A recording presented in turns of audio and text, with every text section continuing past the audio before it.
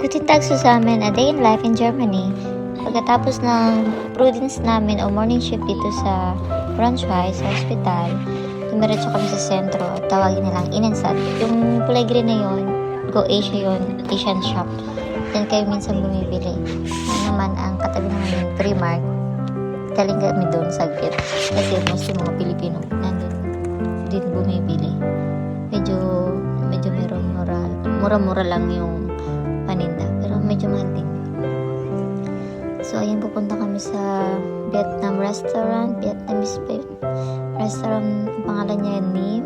Ayan, naglalakad lang kami papunta sa restaurant kasi gutom kami, naghanap kami ng may kanin kasi mostly dito mga resto walang kanin, mga ano lang, fries, potato, ganun.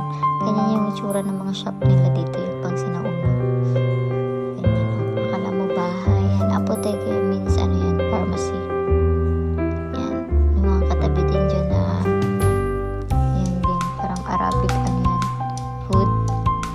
Tapos meron din dyan na malapit na maliit na sinihan. Parang katabi ngayon ng pupuntahan namin. Tingnan natin mamaya. Yan, yan yung mga shop dito, kung ano-ano. Ayan, ito na yung sinihan na maliit. Universum. Ayan.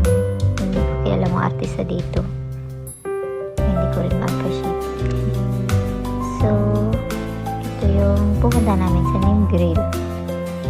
Kasi meron ditong kanin. Kapag galing kami duty, kapag gusto namin pumunta ng sentro at may kanin, dito kami pumupunta o kaya sa ibang Asian restaurant. Malapit kami din dito. Kuya, ang bata pa niya. Ayan, pagkabali niya pa kami taga-Thailand. Tinanong namin siya kung ilang taon. 21 years old pa lang daw siya. Ayan, natatawa siya pag-order sa amin. Hintay-hintay mo na kami. Ang order. Marami dito kumakain kasi masarap yung pagkain nila. Ayan, si Ate Kat, call center agent, at sa Timona. O, diba? Busy-busy yan si Ate Kat, tumawag sa jowa. O, peace with you. Ayan, tayo kong pakita ang pangit ko. Ang naipagso, grabe na.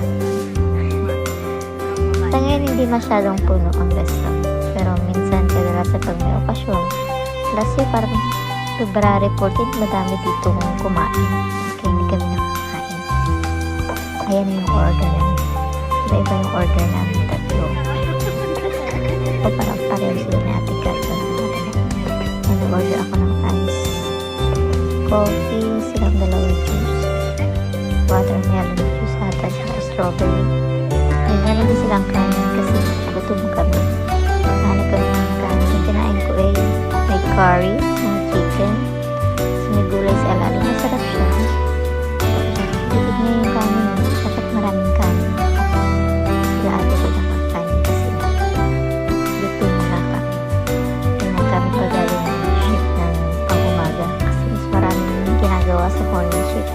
Paligo, prepare ng gamot, carry out ng orders ng doktor, at kung ano-ano pa kung may gagawin sa pasyente, operation, o yun lang.